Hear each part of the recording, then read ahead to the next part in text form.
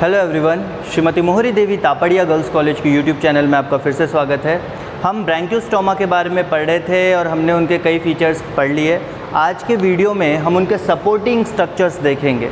अब supporting structure बोलने का मतलब होता है यहाँ पे कि उनके जो पूरा उनका बॉडी का शेप है या फिर उनके बॉडी के इंटरनल जो ऑर्गन्स हैं उनको भी किस तरह से सपोर्ट मिलता है कुछ ऐसे स्ट्रक्चर्स के द्वारा जिनकी बनावट कुछ ऐसी है जिसके कारण कई ऑर्गन्स उनके ऊपर रिलाय होते हैं, उनके ऊपर डिपेंडेंट रहते हैं या उनके द्वारा ही अपनी जगह पे स्थित रहते हैं। तो वैसे स्ट्रक्चर्स जो हैं वो यहाँ पे सपोर्टिंग स्ट्रक्चर्स कहे जाते हैं। और कई वैसे स्ट्रक्चर्स भी होते हैं जिनकी जो संरचना है वो कुछ ऐसी होती है जिसके कारण जो ब्रैंकियोस्टोमा है वो अपने कई प्रकार के काम कर पाता है। ठीक है, तो उनके बारे में हम डिस्कस करेंगे। अब ब्रैंकियोस्टोमा के बारे में आपको पता है कि ये एक बरोइंग ऑर्गेनिज्म है, मतलब कि ज़मीन खोद के उसके अंदर रहता है, अपना सर बाहर रखता है, बाकी का जो पोर्शन है वो ज़मीन के अंदर रहता है, समुद्र के किनारे ये पाया जाता है। ओके, इतने तो आपको पता है।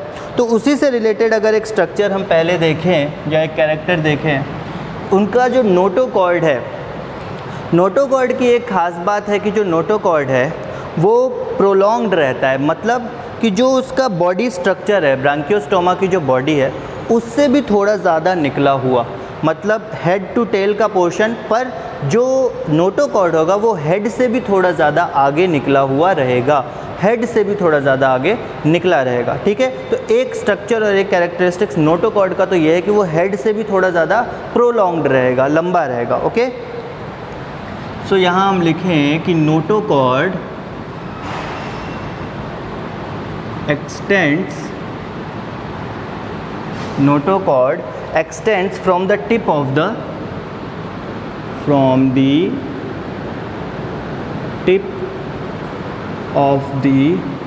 head of ब्रैंकियोस्टोमा या head to tip of the head to the tail region, to the head tip of the head to tail end।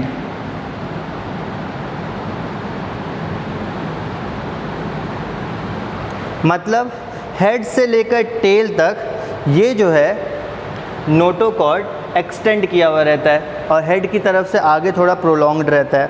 उसके आगे अपन देखते हैं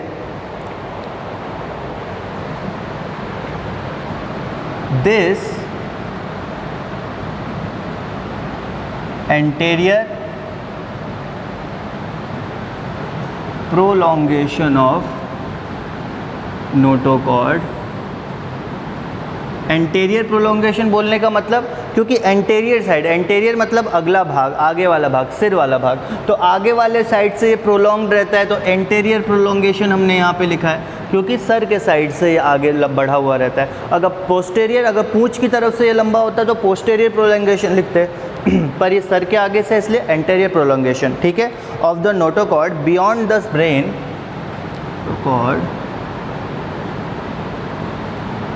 बियॉन्ड द ब्रेन। अब ये ब्रेन से आगे निकला होता है तो ये हेल्प करता है ब्रैंकियोस्टोमा को ज़मीन खोद के अंदर रहने में या बरो करने में। Brain is associated with its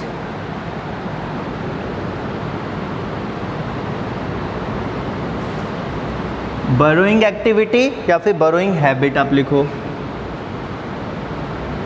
मतलब उसके जो खोदने की आदत है या फिर जो उसके हैबिट है कि हाँ वो ज़मीन खोद के अंदर ही रहता है, उस कारण से इसका जो एंटीरियर पार्ट है नोटोकॉर्ड का, अगला हिस्सा है नोटोकॉर्ड का, वो प्रोलॉन्ग्ड रहता है, सर से भी आगे निकला हुआ रहता है, जिस कारण से इसको कोई ज़मीन खोदने में अंदर जाने में काफ़ी सहूलियत होती है। और जो ब्रैंकियोस्टोमा है उसका एक कैरेक्टरिस्टिक्स है कि जब वो ज़मीन खोदता है तो वो हेड पोर्शन से ज़मीन खोदते हुए अंदर जाता है, वो हेड पोर्शन से ज़मीन खोदते हुए अंदर जाता है और वो यू शेप में खोद के फिर बाहर आता है। तो यहाँ ऊपर हेड आ गया और नीचे उसका टेल रह गया, तो ये ज़मीन का लेयर है, ज़मीन के ऊपर हेड रहता है और बाकी का पोर्शन जो है वो ज़मीन के नीचे रहता है। ओके, तो ये तो बेसिक स्ट्रक्चर इसकी बरोइंग एक्टिविटी पे था कि जो नोटोकॉर्ड का प्रोलॉन्गेशन होता है, इलोंगेशन होता है शरीर में एंटीरियर साइड से, वो क्यों होता है और वो किस तरह से हेल्पफुल होता है इनके। ठीक है, उसके आगे अपन देखते हैं ये जो कॉर्ड है,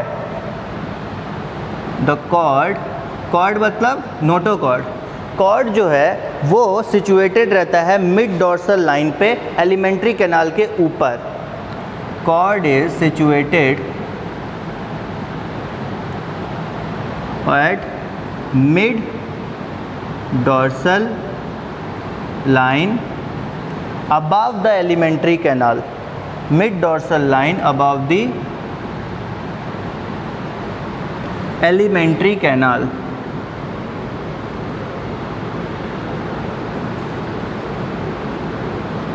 ब्रैंकियोस्टोमा के स्ट्रक्चर में अब मिड डॉर्सल बोल रहे हैं, मतलब डॉर्सल पोर्शन तो सबको पता है ना, ऊपरी भाग।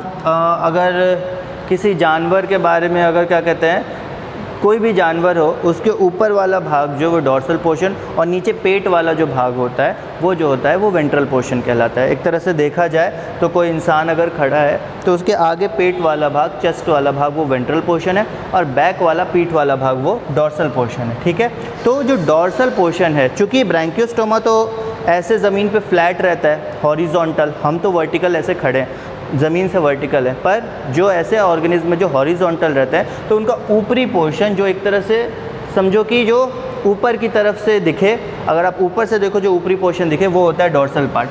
तो मिड डॉर्सल पार्ट के जस्ट नीचे पाया जाता है एलिमेंट्री कैनाल और उन दोनों के बीच में पाया जाता है ये कॉर्ड, नोटोकॉर्ड। ओके, उसके आगे अपन देखते हैं, ये जो नोटोकॉर्ड है वो बना होता है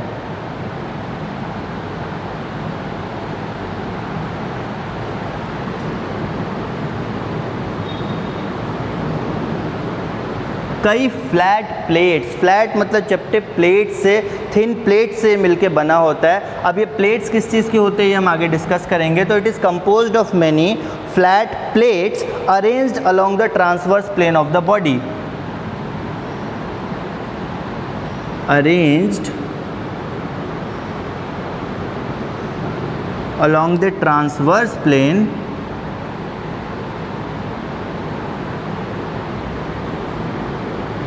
of the body। मतलब अब ये जो आपका नोटोकॉर्ड है, कॉर्ड है, ये कई प्लेट्स से, थिन प्लेट से या फ्लैट प्लेट से मिलके बना होता है जो कि ट्रांसवर्स प्लेन पे जो है अरेंज रहती है, बॉडी के ट्रांसवर्स प्लेन पे अरेंज रहती है। ट्रांसवर्स प्लेन का मतलब होता है जहाँ से बॉडी को हम एक सुपेरियर और एक इन्फीरियर पार्ट में डिवाइड कर सके। बॉडी का एक पार्ट जिसको बीच से अगर कट किया जाए, मतलब ऐसे नहीं, ऐसे अगर बीच से कट किया जाए तो लोअर पार्ट जो है इन्फीरियर, अपर पार्ट जो है सुपेरियर पार्ट में डिवाइड हो जाए, उसको बोलते हैं अपन ट्रांसवर्स प्लेन। ठीक है, तो वहाँ पे ये प्लेट्स या फ्लैट प्लेट्स के स्ट्रक्चर से मिलकर नोटोकॉर्ड बना हुआ होता है। अब प्लेट्स के बारे में हम आगे देखते हैं कि कौन कौन से प्लेट्स होते हैं, इसको मैं मिटाता हूँ। Okay,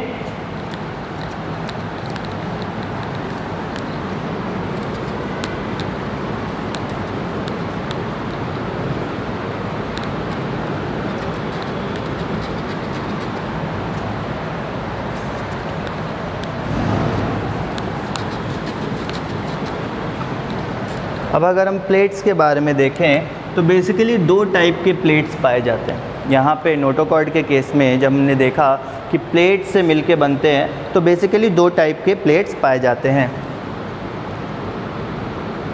to kind of plates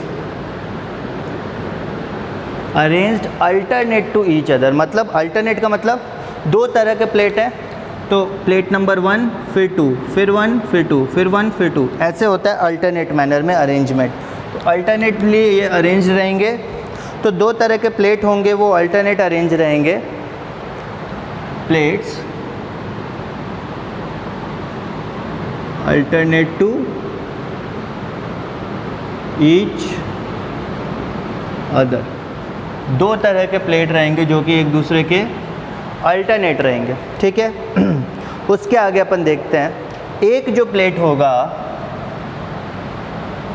वो फाइब्रस नेचर का होगा और जो दूसरा प्लेट होगा वो जो है वो होमोजीनस टाइप का होगा। And other is of, one is fibrous in nature and other is of homogeneous type।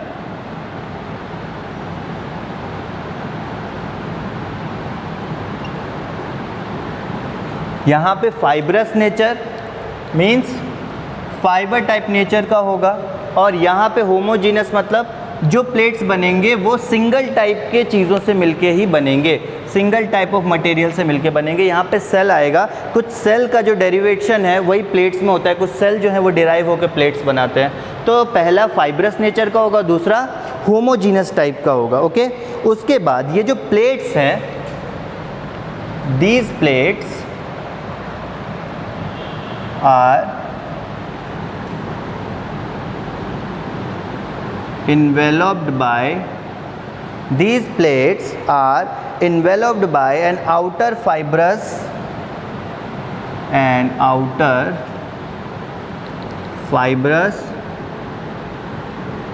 and these plates are enveloped by an outer fibrous and an inner elastic notochordal sheath and an inner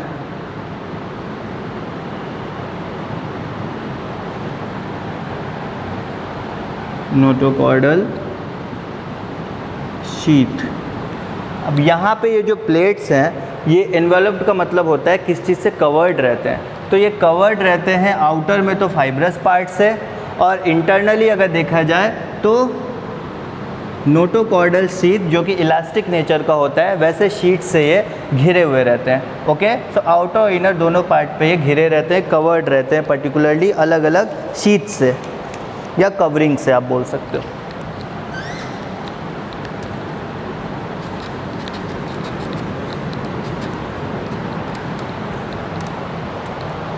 आगे देखते हैं plates किससे enveloped रहते हैं, ये तो हमने देख लिया।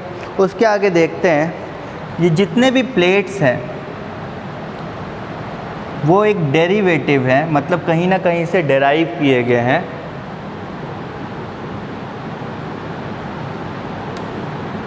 ये जितने भी प्लेट्स हैं वो एक तरह से डेरिवेटिव हैं, कहीं ना कहीं से डेराइव किए गए हैं, जो कि एक प्लेट जो है एक सिंगल सेल का डेरिवेटिव है। मतलब एक प्लेट किसी एक सेल, पर्टिकुलरली जब एक सेल डेराइव हुआ तब जाके ये प्लेट्स बने। ओके, डेराइव मतलब चेंज हुआ, अपने फॉर्म से कुछ अलग फॉर्म में चेंज हुआ, उसको बोलते हैं डेराइव होना। ठीक है, each plates are derive from a single cell which becomes highly vacuolated from single cell which become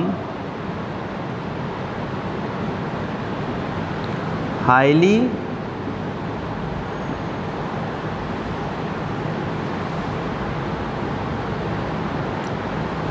vacuolated and the nucleus is pushed to one side.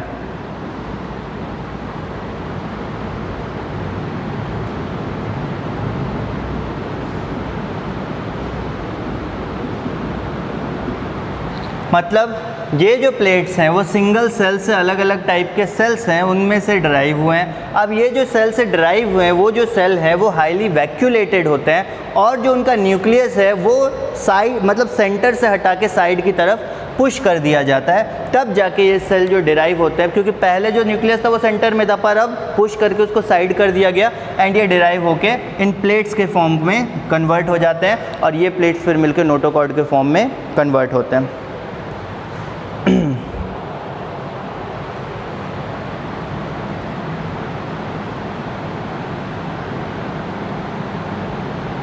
Surrounding the notochord, अब notochord के surrounding में क्या होता है? Surrounding the notochordal sheath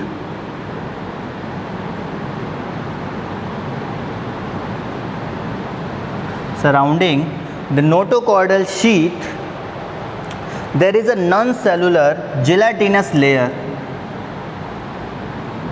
There is a non-cellular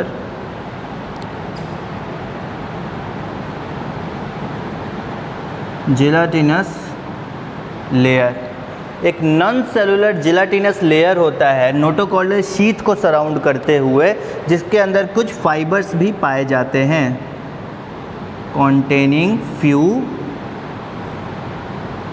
fibres. Okay, containing few fibres. उसके आगे अपन देखें तो कुछ और सपोर्टिव ऑर्गन्स हैं यहाँ पे, या कुछ और सपोर्टिव स्ट्रक्चर है, जैसे कि गिल रॉड्स जो है वो कुछ और स्ट्रक्चर में आप यहाँ पे लिख लो, गिल रॉड्स हैं जो कि सपोर्ट करते हैं आपके गिल बार्स को, सपोर्ट्स गिल बार। उसके आगे अपन देखें तो यहाँ पे कुछ ओरल रिंग्स है जो कि ओरल हुड या सिर्राई को सपोर्ट करती हैं। ओरल रिंग्स सपोर्ट किसको? ओरल हुड या फिर सिर्राई या सिर्रस आप बोल सकते हो।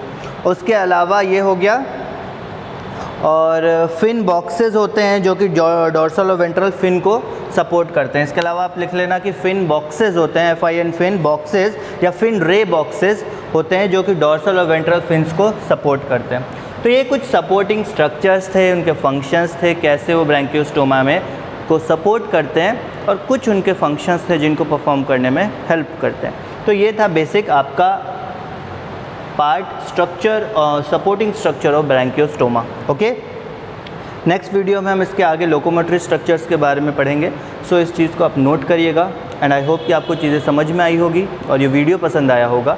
सो अगर ये वीडियो पसंद आया हो, इस वीडियो को लाइक कीजिए, शेयर कीजिए और हमारे चैनल को सब्सक्राइब कीजिए। मिलते हैं नेक्स्ट वीडियो में नए टॉपिक के साथ। Thank you very much.